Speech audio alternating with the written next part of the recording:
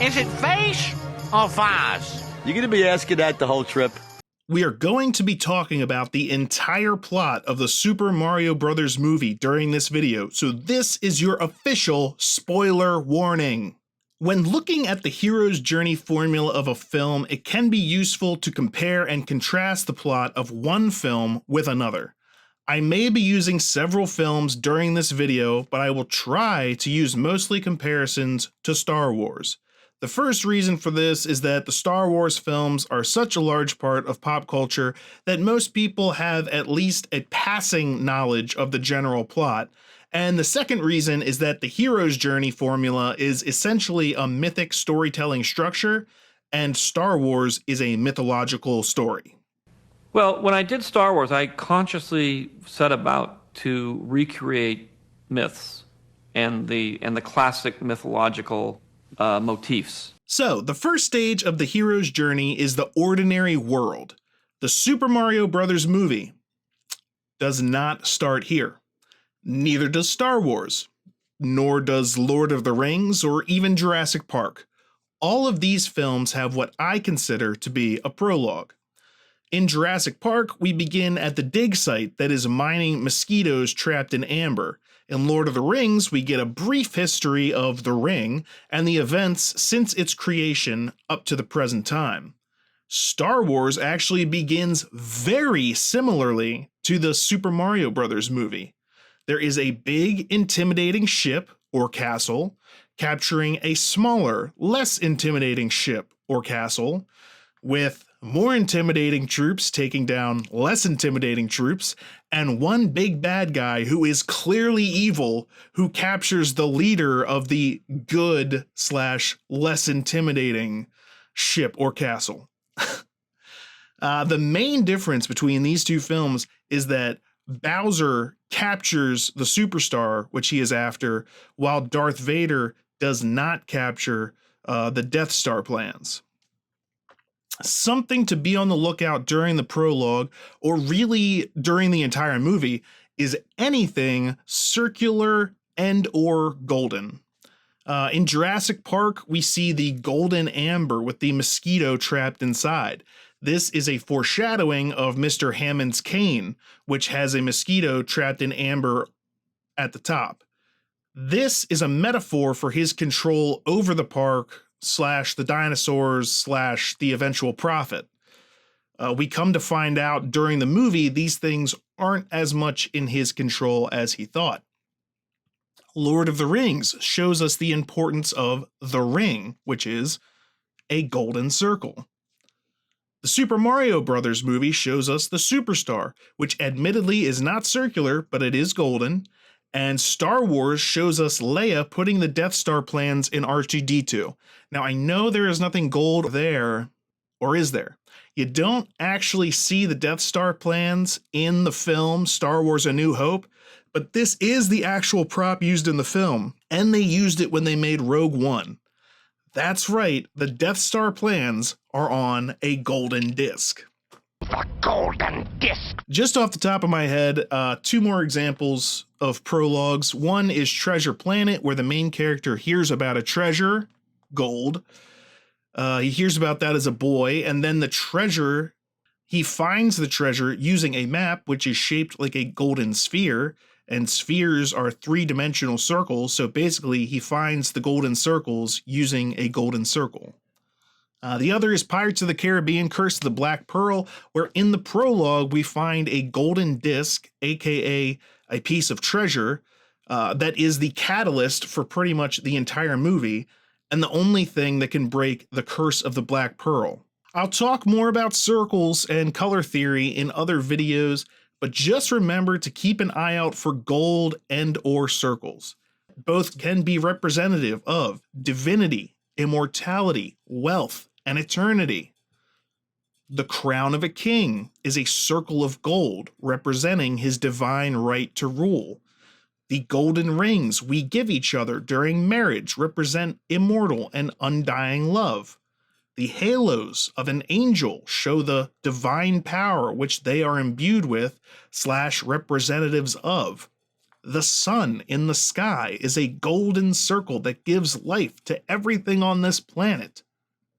Trust me when I say the symbolism of gold and or circles is very much a real part of the human psychological condition, and you would be wise to pay attention. The golden disc. Okay, so that about does it for prologues. The main thing to remember about prologues is that they give us background on the world at large, or background on our main characters, or just flesh out the world which we, the viewer, are now entering. They usually do not include the main characters of the film, or if they do include the main characters, it's usually in a flashback. For instance, in Treasure Planet, we see the main character as a child hearing about the treasure. But the first stage of the hero's journey is the ordinary world. The ordinary world of our main character isn't hearing stories as a child. That's why the next scene begins with him as a teenager getting arrested. This is what his daily life looks like. His ordinary world. A teenager in rebellion, not a child hearing stories. All right, given that I have been going on for like almost 7 minutes and we're only at stage 1, I'm going to try and keep the rest of the video narrowed down to just Star Wars and Super Mario Bros. We saw the prologue of Bowser getting his star. Now we enter the ordinary world of the hero. The reason the first stage is the ordinary world is because our hero is about to go on an adventure. That means that he has to leave his ordinary world behind. Well, in order for the audience to know what he is leaving behind, we first have to actually see it. The Super Mario Bros. Movie does this step exceptionally. In 10 minutes, we learn that the Mario Brothers have started their own company, have sunk all their savings into a commercial, which is a very important setup for later. The Super Mario Brothers are here to save Brooklyn and the Queens and your wallet.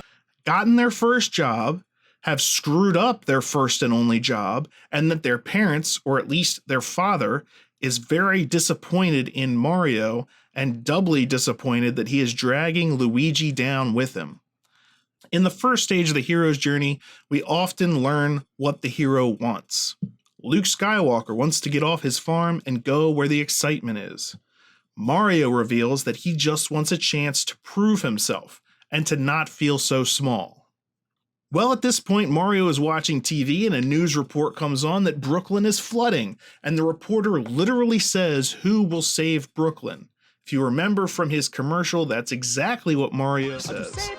Mario takes this as his call to adventure, which is the second stage of the hero's journey. This step is pretty straightforward and is immediately followed by stage 3, which is refusal of the call. Now, Mario is all ready to go, but Luigi is also a hero in this story, and he is very reluctant. But he is reluctant about a lot, as he is shown to be pretty cowardly. That being said, he is always there to back up his brother, so when Mario insists they go, they both head out to solve the problem. Now, normally the next stage is stage 4, meeting a mentor, but this feels like a good time to mention that the hero's journey does not need to be followed in any particular order. The hero's journey stages are like a map. There are many, many different routes you can take. The map just shows you the option. It's up to the storyteller to pick the best route. While in order, the next step would be meeting the mentor. In the Super Mario Bros. Movie, the mentor is Princess Peach. And Princess Peach is across the first threshold, and she's in the special world. So instead of meeting the mentor, Mario and Luigi go through the first threshold, which is stage 5 of the hero's journey. Now, when this first happens, Mario's mission is to save Brooklyn. But as they cross that first threshold, Mario and Luigi get separated.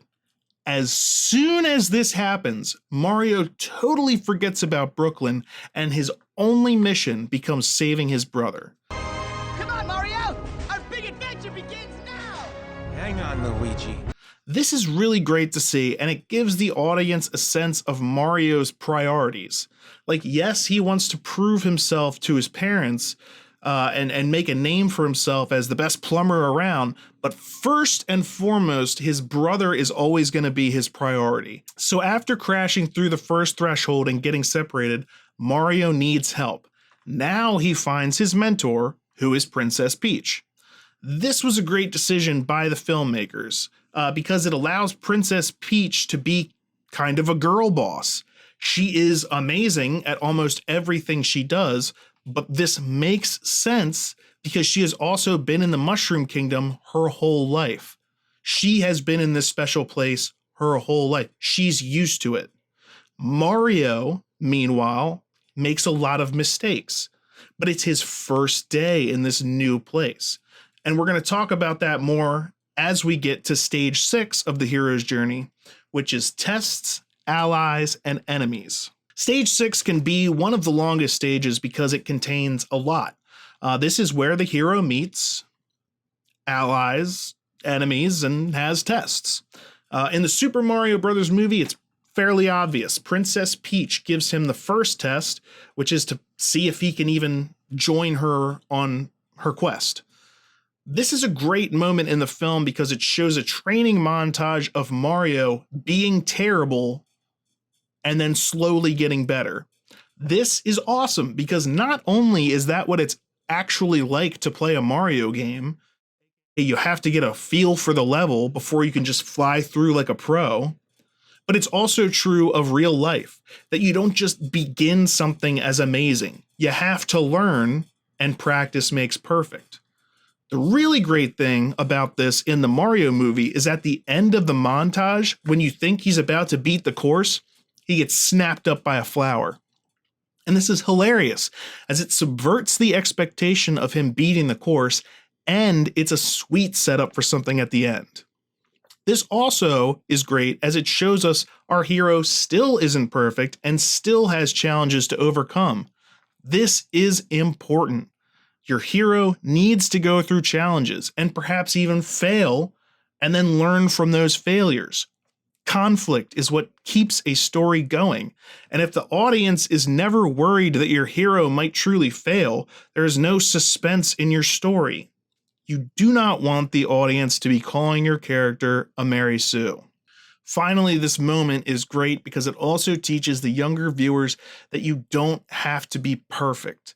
The moment between Peach and Mario after he fails is heartwarming and gives the audience hope that even if you aren't perfect, you can still make a difference. And now we go back and see our enemies, aka Bowser and the Koopas. We see them through our other hero, Luigi's eyes. They torture him and lock him up in the dungeons. We also see some of the lands that Bowser controls, and they are all very dark and scary compared to the much brighter and happier Mushroom and Jungle Kingdoms. As for allies, we already have Princess Peach as an ally and mentor. Now it's time to find more allies. This comes in the form of the Jungle Kingdom and its armies. But to gain their alliance, there's another test. Long story short, this time Mario succeeds in the test and the alliance is secured. Now it's time for stage 7, which is the road to the innermost cave, which in this case is a literal road. The Rainbow Road. Bowser knew all about the alliance and he ambushes the heroes on the Rainbow Road. Peach is captured and it looks like Mario and Donkey Kong are dead. At this same point in Star Wars, Luke and company arrive where the planet Alderaan should be, except that the planet has been destroyed and they are captured by the Death Star. As you can see, things start to get serious in this stage, partially because the next stage is a very important stage called the Ordeal, usually involving a real or symbolic death and resurrection, is also when the second threshold is crossed. It is often called the cave scene or the belly of the beast. In the case of the Super Mario Bros. Movie, it looks like Mario and Donkey Kong are going to drown. Then they don't, but then they get eaten by a giant fish, which is awesome, and a great example of the belly of the beast. When I saw this movie in theaters, I cheered when they got eaten because in my head I'm thinking, oh yeah, hero's journey, belly of the beast. The kid next to me was horrified. In Star Wars, the Death Star can be seen as the cave, and the trash compactor is the belly of the beast. At first, it seems like Luke will drown, like it seemed like Donkey Kong would drown, but then he is saved. But then the machine starts closing, aka eating them like Donkey Kong and Mario got eaten.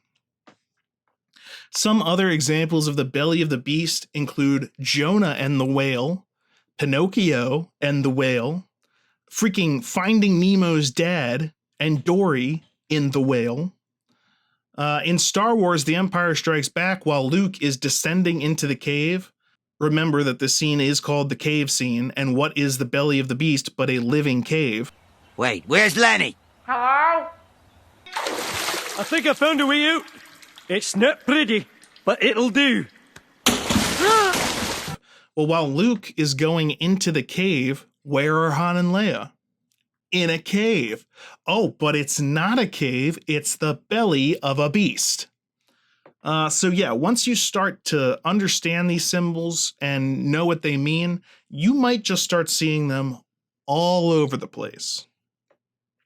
Now, as far as the Super Mario Brothers is concerned, the ordeal for Donkey Kong and Mario is getting over their differences and deciding to work together to try and prove themselves to their respective fathers.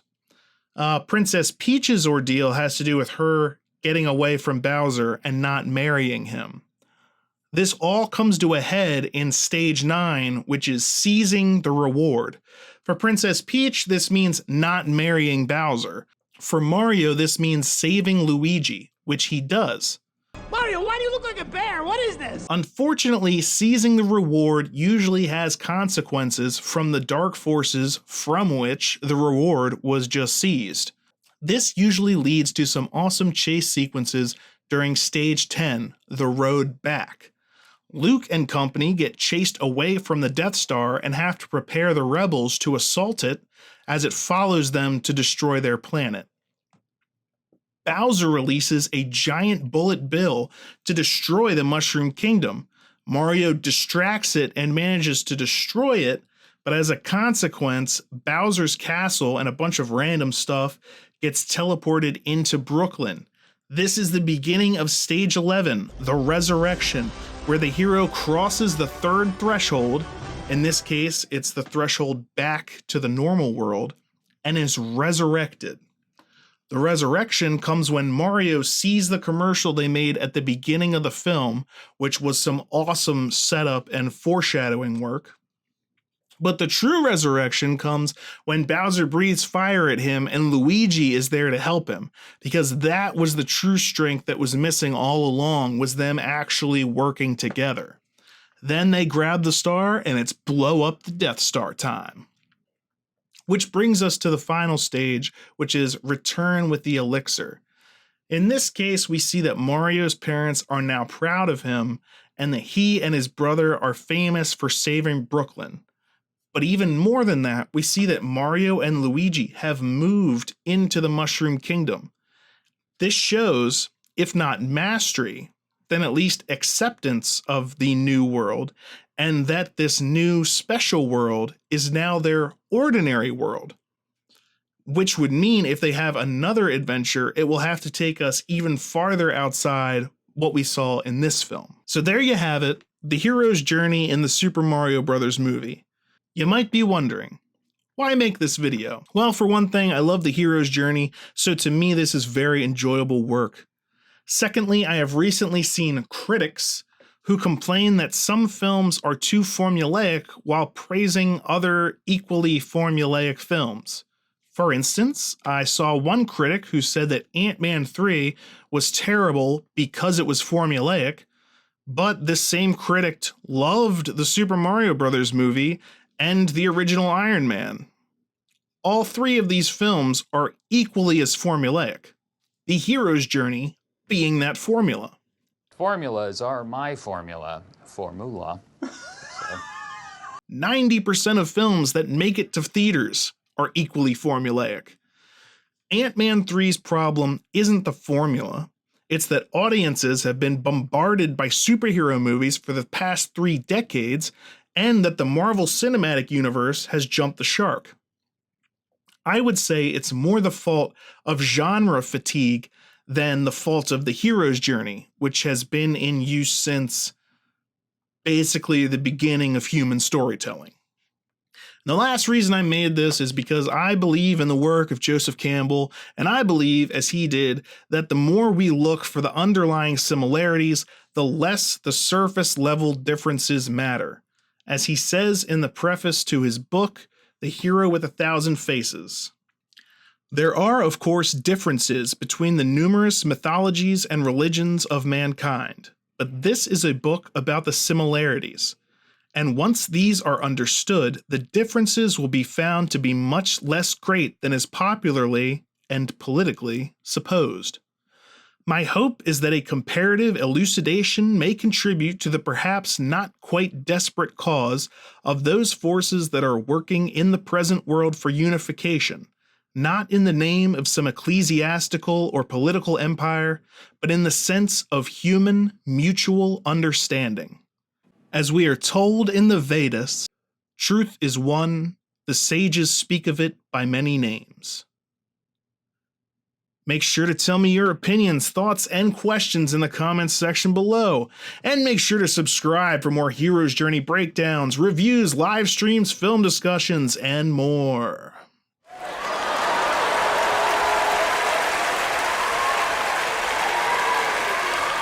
It's phase time, bitches. What? And they slapped his face on every vase. On every vase. The vase! Shit!